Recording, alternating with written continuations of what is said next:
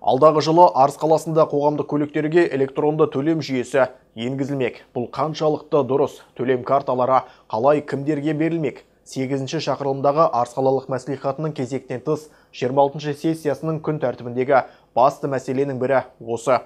Сессия отырысын мәслихат төрағасы Қайрат Төрегелдіұлы ашып жүргізіп отырды. Мәслихат жиынына Арыс қаласы әкімінің орынбасары Алмас Сұлтанов арнайы қатысты.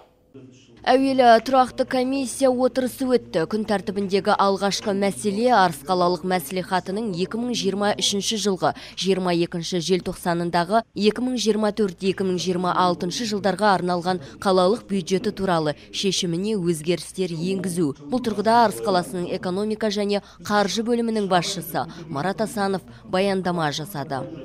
Жеке тұлға мүлкіне салынатын салық 4 миллион 716 теңгеге, жер салығы 10 миллион 528 теңгеге, Қазақстан Республикасының аумағында өндірілген бензин, авиациялық қоспағанда және дизель отыны бойынша 1 миллион 250 мың теңгеге, жер учаскесін пайдаланған үшін алым 6 миллион 841 мың теңгеге, қызметтің жекелеген түрлерімен айналысу үшін лицензия пайдаланған үшін төлемақы 1,5 миллионға, жергілікті бюджетке түсетін салық емес басқа түсімдер коды 14 миллион 900 теңгеге, жер учаскесіне сатылып түсетін түсімдер 63 миллион 520 мың теңгеге қысқартылды. Мәслихат депутаттарына ұсынылған тағы бір мәселе Арыс қаласының аумағында жолаушылар мен багажды қалалық қатынастарда автомобиль мен тұрақты тасымалдауға сараланатын тарифке келісім беру туралы. Бұл туралы Арыс қаласының тұрғын үй коммуналдық шаруашылық, жолаушылар көлігі және автомобиль жолдары бөлімінің басшысы Қазбек Ақылбай баяндама оқыды. Жауапты бөлім басшысы мәслихатқа қалалық қоғамдық көліктердегі жолаушылар төлемін оңтайландыру әдісін ұсынды. Үлкен қалаларда қолданылып жатқан электронды төлем жүйесі бізге де керек дейді маман. QR код арқылы. Қосымша жаңағы біз әр мектептерге жаңағы 3 карта бекітілген. Социальный карта дейді, одан кейін кәдімгі тұрақты адамдарға қолданатын карта. Қосымша одан кейін оқушыларға арналған карталар бекітіледі. Оның бағасы 550 теңгеден болады карта. Соның ішінде бекітілген өзінің билет бағасымен жаңағыдай сатып алынады. Оңай картасы сияқты бұл.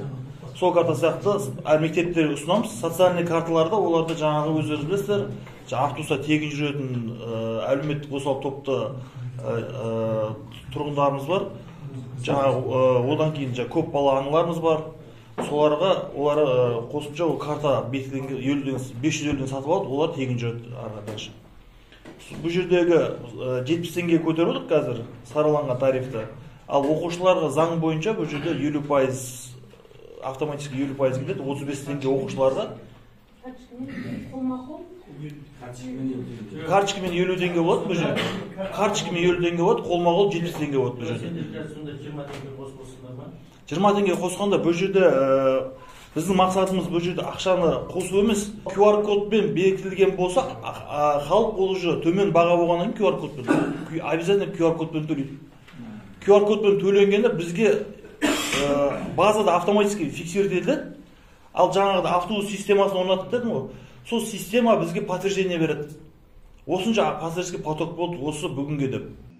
Қазбек Ақылбайдың мәлімдеуінше электрондық төлем жүйесінің артықшылығы көп, яғни жолаушылар көлік картасы мен QR код смартфонды қолдана отырып, жол жүру ақысын төлей алады. Ал тарифті белгілеу мәселесіне келсек, бұл ретте төлем карталары арқылы қолма-қол ақшасыз төлеу кезінде қазіргі қолданатын тарифпен төлейді. Ал қолма-қол ақшамен төлеу кезінде тариф жоғары баға болмақ. Алдымен тұрақты комиссия отырысында күн тәртібіндегі мәселе жан-жақты қаралып, баяндамашыларға сұрақтар қойылып, жауап алынды. Ал сессияда тиісті шешім жобалары депутаттардың бір ауыздан дауыс беруімен бекітілді. Сонымен қатар депутаттар тарапынан баяндамашыларға алдағы жылға ұсыныстар айтылды. Мәселен, депутат Махамбет Төлебеков пен Бақтығали Ділдәбеков өз сайлау округтеріндегі көше жарығы мәселесін ортаға салды.